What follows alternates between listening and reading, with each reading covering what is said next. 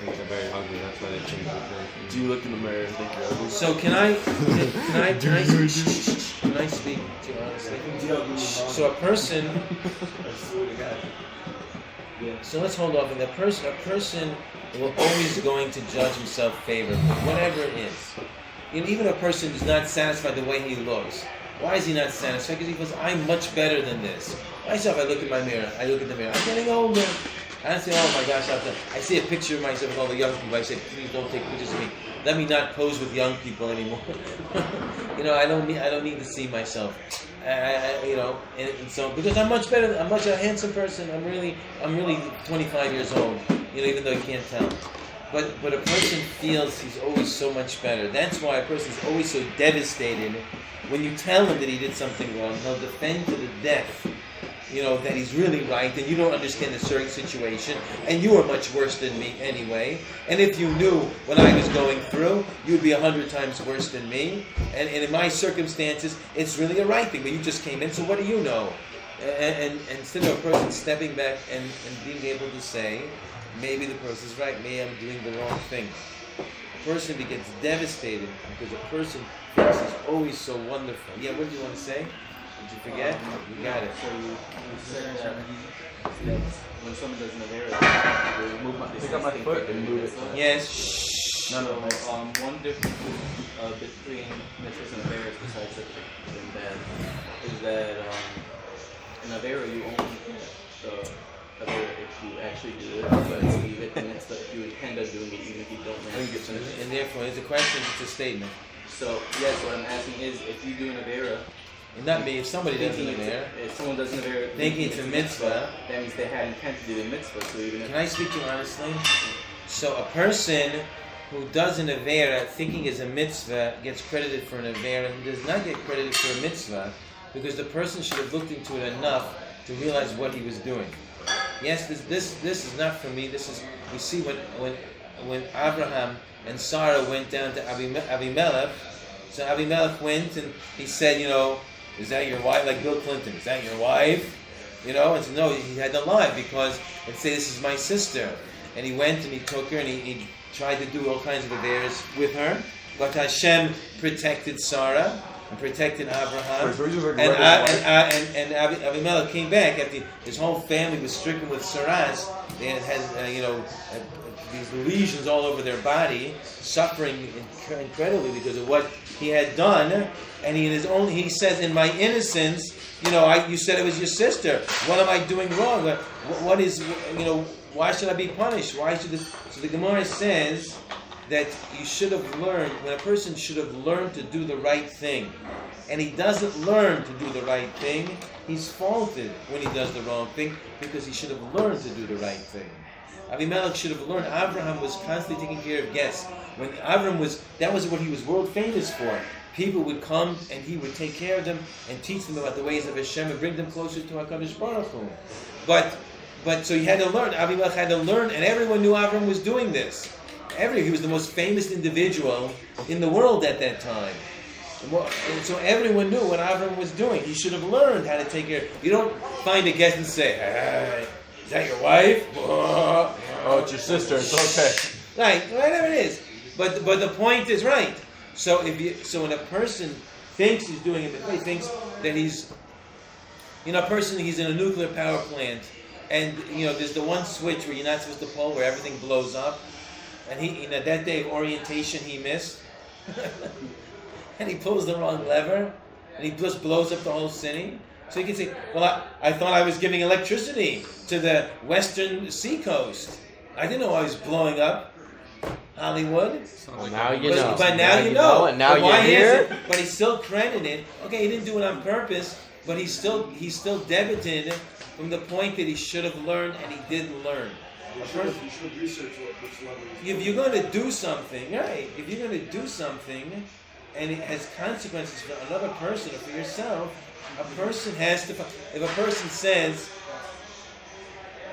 if a person does so many, the road to Gehenom is paved with good intentions. No one heard me when I just said right now. The road to Gehenom. No, I didn't say heaven. The road to Gehenom Oh. is paved with good intentions. Heaven and Gehenna I sound meant alike. well, I know. I meant well, I meant to do the right thing. I meant to help out. But it caused there was one time I saw, there was this person who was newly married. He was having trouble with his wife because he didn't have anyone to teach him how to be a normal human being. And he went to his friend, who was a Baal Tshuva, who was never been married before in his life. And the friend was giving him advice how to deal with his wife. But the person was never married. And he's giving the most stupidest advice of planet Earth. Guaranteed that within 3 seconds of this guy being with his wife, they're going to be fighting terribly. Well, I didn't mean for them to fight. I meant for them, they should have peace and harmony. It doesn't matter. You cause someone to fight because you are a stupid person. And you don't find out. You have to find out before you say things to people. So if you're stupid, you shouldn't. No, the person has to realize that if he is going to do anything on the planet, it takes learning. Yes? There's nothing is just, I'll just on the cuff, spontaneously. If a person wants to make destruction and mayhem, he wants to destroy things, so then he wants to ruin things, so then you don't need much preparation for that. You can just destroy things. I know a person, and the moment something happens that they don't like, they go in a mode of destruction. And they're very good at destroying things because it doesn't take much talent to destroy things. Yes. I just say one point. When a person wants to create something, it takes a very long time. When a person wants to destroy something, it happens pretty quickly. When it came to Gaza and the area, it took them 30 years to build up their communities. And when Ari Shalom told them to get out, you can see the bulldozers came in, the things that took them 30 years to build up, within 3 minutes, there was nothing left of it. What do you want to say? What? I'm just saying one thing. Just summing up what you said. That when a person can have, like we said, the road to Gehenom is paved with good intentions are not enough. It's not enough to say, I want to be a Mr. Do-Gooder. A person has to know what he's doing and actually do good. And that takes a whole tremendous chachma and an education to actually be a benefit to people, to actually help people. You have to actually do a chesed. It takes a whole education. The more I talk, the more ideas come into my head. You can come in and do things. You want to help people and you hurt them terribly. Someone comes in, they want to drop off clothes for a family to have, clothes. So they give them clothes all rumpled up and stained and not washed. It doesn't fit the family. It's all worn out. And just because you don't want to throw it out, because you don't want to be guilty of Baal Tashkis, so you give it to this family so they have to throw it out because, and it upsets the wife. The wife gets so upset, depressed, whether people think we're nebachs. And you, instead of doing this, you think going back, I'm just a wonderful person, I just make these people so happy. Yet you have the whole night, the wife is crying because she feels humiliated, that people think so little of her, that's how they give her stuff. So it's a whole education on how to be nice to people, how to be kind to people. It's not enough. They'll just say, okay, he didn't mean to do something bad. So instead of 4 million degrees in the next world, they give him 3,500,000. Yes, that person has to learn. You want to say? Yeah, go ahead. I have a question. Is Gehenom an actual fire? So Gehenom is nothing is actual anything. So it's a microwave. Thank you. Nothing. It's not a microwave. Not this and that. That nothing is actual anything in the next world. Actual means that there's a reality, and this itself is not reality. So the next world is a world of truth, and this world is a world of sheker. It's a world of lies. Nothing really exists except for Hashem. But I see that this table exists, and this cup exists, and you exist, and the door exists, because it's a world of sheker. The world is not true.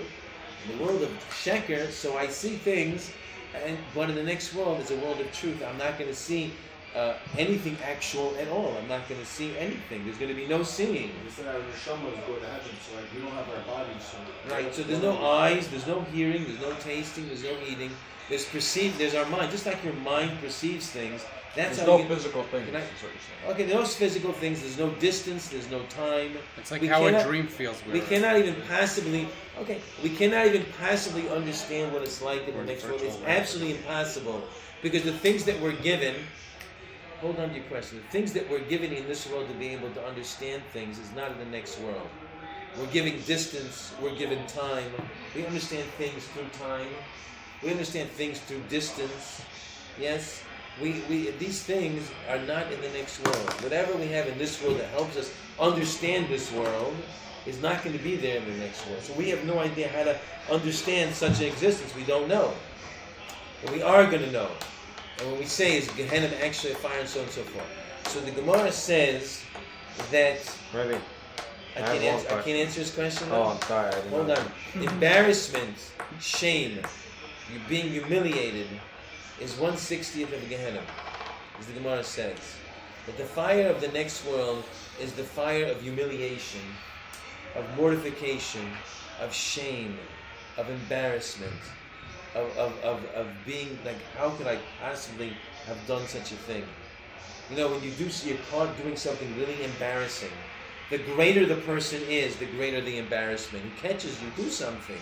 If a person, you do something really embarrassing, and a fellow jerk who's on your level comes and catches you, I caught you, like this, so you feel a little bit embarrassed, but still a jerk saw you. So if someone who you look up to, someone who you respect, someone who you want them to think well of you, and they catch you doing something embarrassing. Can you do the redneck accent? I don't. Soon, if it comes up, we don't do anything planned. Only if it happens.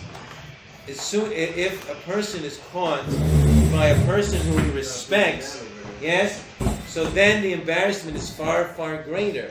If it's Hakadosh Baruch Hu, and his whole entire life is played back in front of Hashem, and every single motivation behind the act, and every single thought in his deep, deep subconscious, all of it is on display. And the person did something that was totally embarrassing and humiliating, and it's Hashem who's watching. So the Gehenom is excruciating. The Gemara says that a person can bring all the karbonos, all the sacrifices in the world.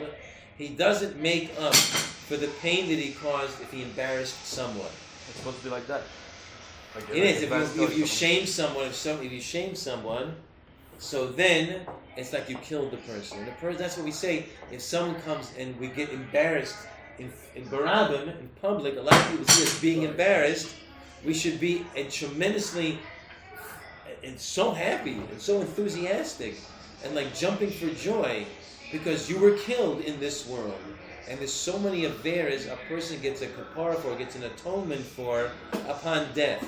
But if he gets humiliated publicly in this world, so he's gone through a mini death, and all of those affairs are forgiven him because someone can go and just embarrass you. So it's just something to like say some embarrassing What? stuff. Yeah, I know. Sometimes people do that. They'll do things hoping someone will yell at them in public. And ready? Okay.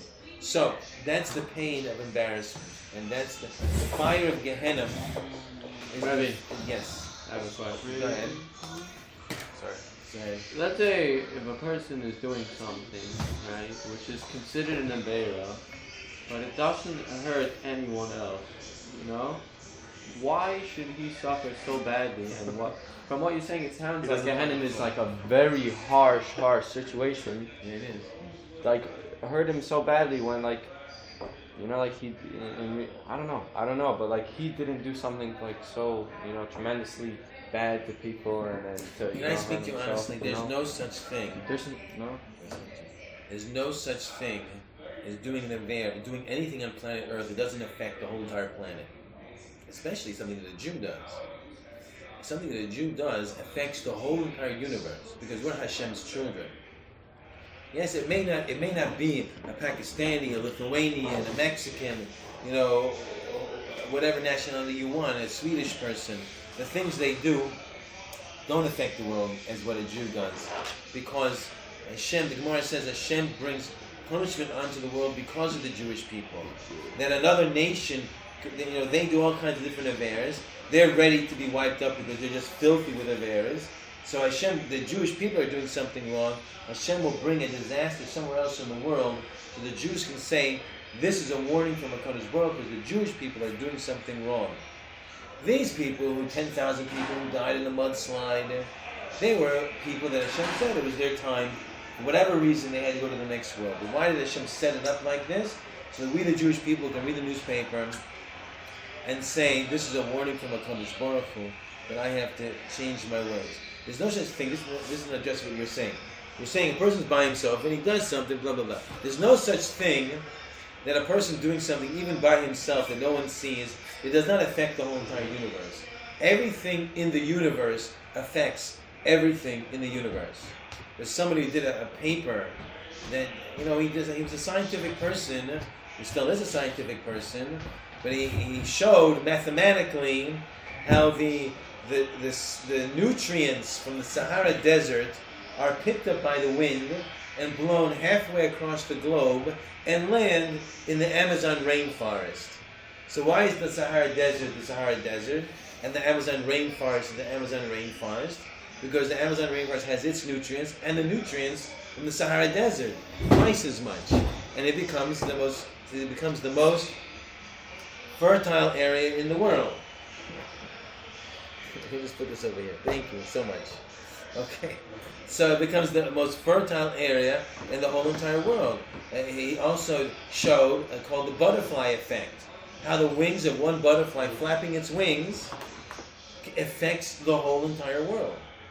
Yes? Energy goes on forever. Something that's created goes on forever. That's the whole thing that E equals mc squared means nothing is ever destroyed. Energy equals the speed of mass times the speed of light squared. What is energy? It's And I know. Okay, we don't know because we're not. We don't have those types of brains. But in our own I'll way. say the law. That's Yeah. Okay. It's energy. What does energy equal? Mass, the mass of something, times the speed of light squared. And the mass. How do you measure the mass? Times 186,000 times 186,000 times itself squared times that thing. That's the energy of the thing.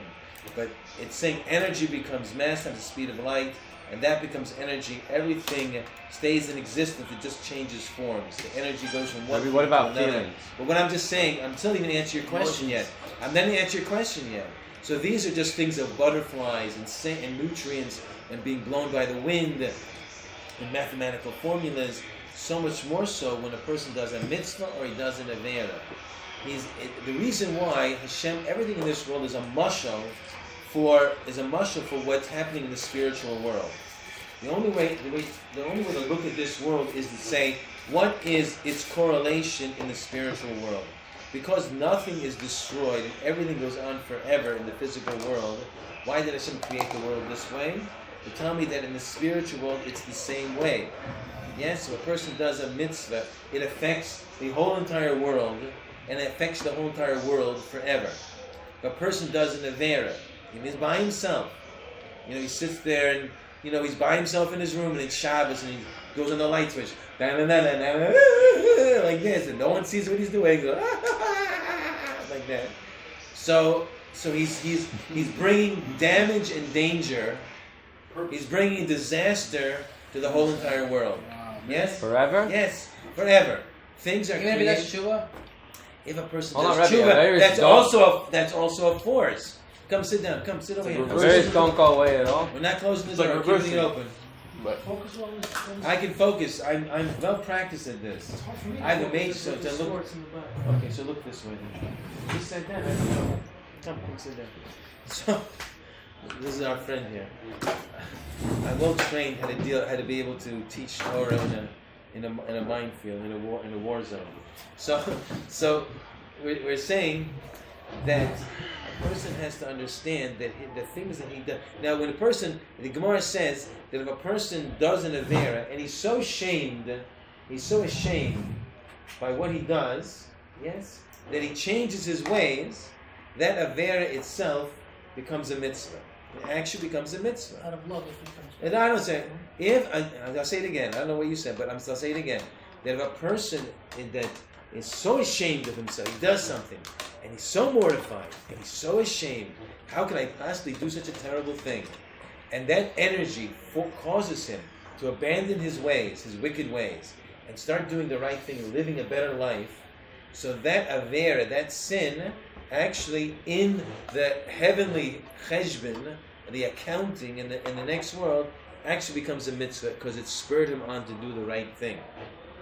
So tshuva is a force. Tshuva is a powerful force. We have to understand that everything in the world happens for the benefit of Klal Yisrael. That's the one thing we have. It doesn't happen for the benefit. It doesn't happen for the benefit of any other nation, because we are. What does it mean to be Hashem's children? That we're the Am HaNivcha, we're the chosen nation, and everything revolves around us. We're the spokes of the wheels. And if we're doing something wrong, the whole entire world suffers. And that's why when things start going wrong in the world, the Goyim start persecuting us. Because they say, if things are going wrong in the world, it's because the Jews are doing something wrong. The Goyim don't know exactly what it is. They'll come up with many different reasons, why Jews do things wrong, which is not really the real reason. When Hashem puts it in their hearts that now they have to start up with the Jewish people, because the Jews are not doing the will of Hashem. They're trying to become so much like the Goyim. Hashem says, you want to be like the Goyim? I'll show you what they're really like. And then the Jew has no choice but to run back to HaKadosh Baruch Hu.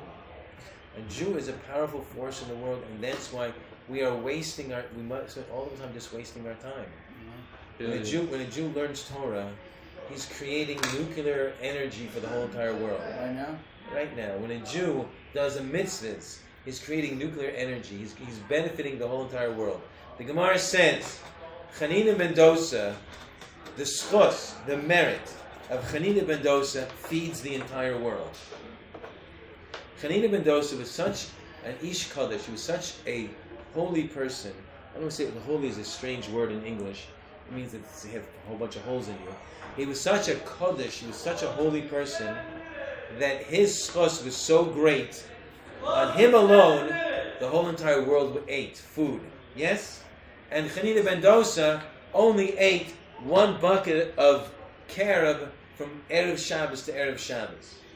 Right? His own schos of himself wasn't enough that he should not have a fancy meal, filet mignon, whatever it is, baked Alaska, baked Tennessee, I don't know what you want to call it. He does. Yeah, you with me? Can you not be? Don't be dumb, please. Okay, don't be dumb, please. Shh. Yeah, look over. Ready? You ready? Okay, we're going. I can smoke in here, right? No. Why not? Why do you think I can't soak in here? Smoking room. It's going to disturb. Just hold it in your mouth. Alright, fine. You only have 2 minutes left. Let's go. Okay, so here we go. What are we saying? Chanina ben Dosa. The Gemara says the Baskol came out. The whole entire world eats on the schos of Chanina ben Dosa, and Chanina ben Dosa only has one bucket of bakser from Erev Shabbos to Erev Shabbos. Tzaddikim, because of their greatness. How long and did this go on for? For what? Did you do it all the time? Right at that moment, Hashem was saying, He is so great. I want you to understand. You see, people want to, there was this, my daughter used to go to a school of millionaires. Everyone in the school was a millionaire except for my daughter. So the things that these daughters of the millionaires didn't understand is that people who spent all their days learning Torah came to her father and asked for money, that they should be able to live. Okay, whatever you want to say about such a thing.